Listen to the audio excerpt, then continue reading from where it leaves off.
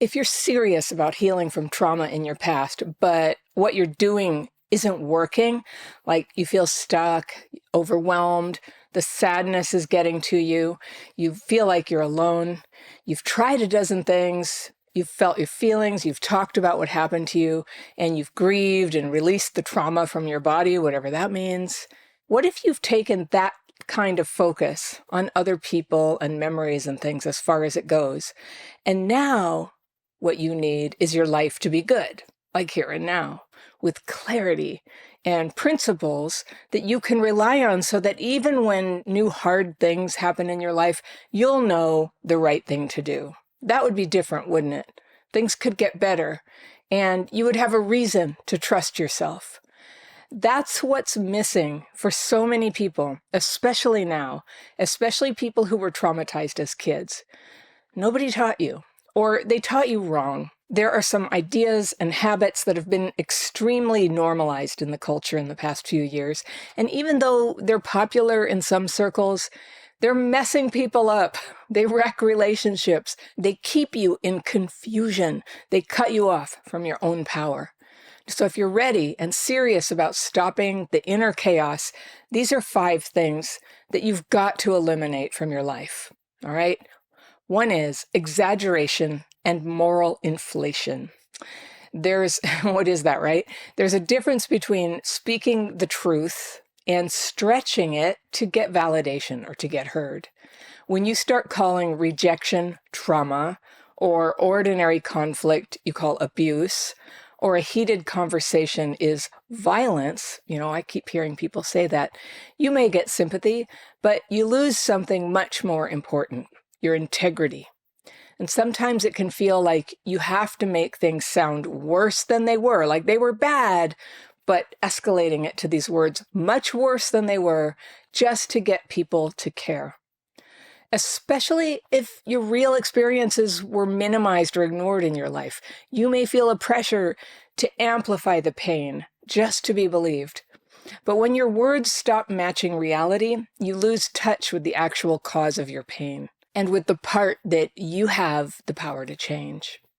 So there's a growing tendency to treat discomfort as danger, or to label every unpleasantness in extreme terms, to call out any rudeness as assault, or to claim that disagreement is harm. But this doesn't make you right. In fact, it makes you flammable with inflated words serving as the fuel that you're using to propel you out of feeling helpless. But it doesn't make you powerful. It makes you emotionally dysregulated, especially if you've been hurt before. And what helps now is clarity. So say what happened, no more, no less. Let your words be accurate. Let your story be grounded. That's how you build the strength to change your life. Not with outrage, not with a bunch of conflicts with people that you didn't have to have, but with truth. Truth is where all the real power is. Truth may be harder for you to face and harder for other people to hear, but if you're going to heal the damaged perception and the emotional chaos that go hand in hand with trauma, truth is what you must have to recover. You won't always recognize it at first, but you'll find it has a gentle energy to it. It flows. When problems that seemed unsolvable begin to melt and things get better, this is your sign that truth is getting in there. So don't seek to justify yourself. Seek to find the truth. All right, number 2 thing to eliminate from your life is self-pity disguised as moral outrage. Now, if you were mistreated or neglected or betrayed, it's natural to feel anger. And that anger can be righteous, especially when you finally stop minimizing what happened to you. But there's a point where the pain becomes the story that you start telling yourself over and over, not to process it, but to prove something to other people. You start needing people to see how unfair it was. You start seeking evidence that confirms your role as the one who was wronged. And the problem is, this keeps you tethered to the same emotional position where the harm first happened, powerless, waiting, constantly explaining yourself. So you don't have to deny your history, but you do have to stop using it as a lens for every new situation in your life. Retelling the story isn't going to change the past. Getting stronger will do that. Taking action will do that. Quietly stepping into a new way of thinking where you don't need to be blameless to have value, and you don't need everyone to understand before you move forward.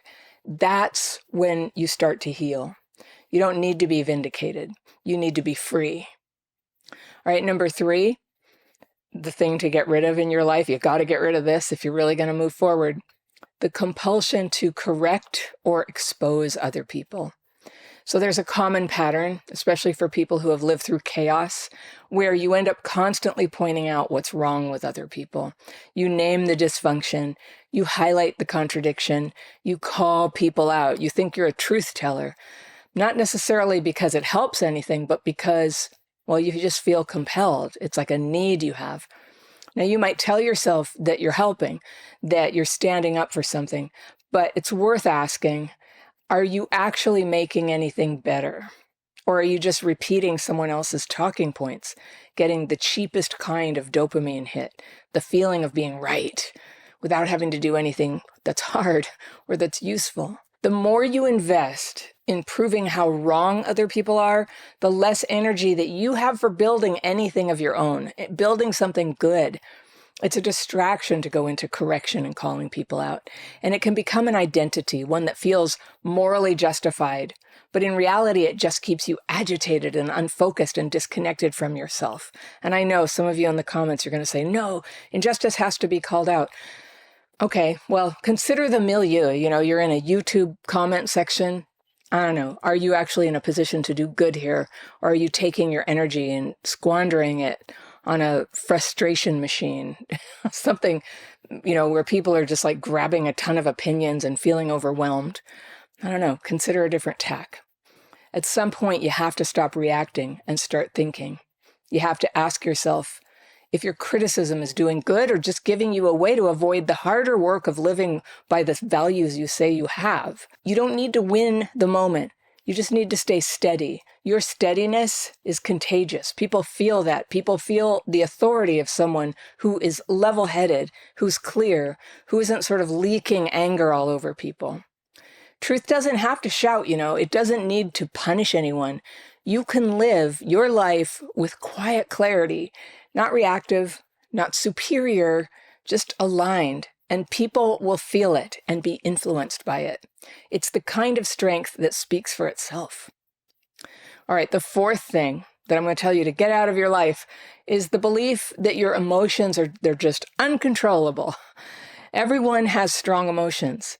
And if you've lived through trauma or instability, especially in childhood, those emotions can feel totally overwhelming. They can hit suddenly and hard, and they can just sort of hijack your whole nervous system. You may have learned to fear your feelings or to give in to them or to excuse yourself by saying, I can't help it, or I have to say this. But here's the truth. You may not control what you feel, but you are responsible for what you do next, how you express yourself. And this is especially important when it comes to emotional dysregulation. Those moments when your nervous system is off kilter and everything feels threatening or urgent or hopeless. Because when you're dysregulated, it's common to believe that someone else is making you feel this way, right? And in relationships, that often turns into a demand. Stop making me feel this way. So sometimes, of course, people do behave in ways that hurt or upset us. So you could fairly say they're making you feel a certain way. Okay. But when you're still getting triggered, and by that I mean thrown into a dysregulated state by little hurts or upsets, it's easy to misjudge what's happening. You may be tumbling through a wave of intense emotion that isn't really about the present moment, and no one else can stop that wave, even if they want to. This is why emotional re-regulation matters, and it helps if you know when it's happening. This is everything, in fact, and why I wrote down the signs of dysregulation along with emergency measures to re-regulate on a free PDF. Do you have that yet in your hands? If you want it, I'll put a link to it in the top row of the description section below this video. You can get your copy. You can study it and memorize it and take it with you everywhere. Learning to re-regulate is something that you do for yourself. But man, other people will thank you for it. You do it not by suppressing your emotions. That's not what it is. And it's also not venting your emotions. A lot of us were conditioned to believe venting would recalibrate them. How did that work, right? But by practicing techniques that allow you to feel something and still stay grounded, that's what works. There's dignity in that. There's clarity in that. You don't have to become a calm, perfect person overnight. You just have to stop giving your power away to every emotional impulse that comes through. The belief that emotions, that, they just take over, it's a lie. It's one that will wreck your relationships and block your growth. All right, 5. This is another thing to eliminate from your life, and that is the belief that society is the cause of all your problems. Now, it's true that the world isn't fair. There are systems that marginalize people, for sure. Economic pressure, broken institutions, cultural dysfunction, all of it is real. And yes, it affects our lives. But if you start to believe that the problem is always out there and that your problems are, caused by that, it's society, it's out there, you lose something that you need, your ability to take responsibility and ownership of what you actually can change. This is your magic sweet spot in healing. The stuff that society did, what are you going to do? Literally, are you going to change the world and then work on yourself? Come on, right? That's a kind of a youthful thought. Sometimes people are like, I can't work on myself, because, the job market. Well, what we all have to do is work on ourselves where we are. And people who have done the work tend to lead the way in making things better. What you can change are your self-defeating behaviors. We all have them. If you need some help identifying what yours might be, the behaviors that are still holding you back, I can teach some common self-defeating behaviors. It's a download, it's free, and I'll put that in the description section too, right under the top row, so that you can have that. Now, when you can see where you tend to stumble, it's an incredibly positive thing, because unlike some problems in life, these you can change. The old belief that all your problems were just happening to you was true once when you were a kid. I always get in the comments a few people who feel upset when I say these are things you're doing that are re-traumatizing you, because they want to argue with me and say, no, it's the system doing it to me. It's the patriarchy, it's capitalism, it's people today, or whatever you want. If you've struggled for a long time, there's a certain relief in pointing to something big and external that you can't control and saying, that is why. I mean, it kind of takes the pressure off, like, well, what can you do, right? People, right? It implies, that there's nothing you can do when you blame something that big outside yourself.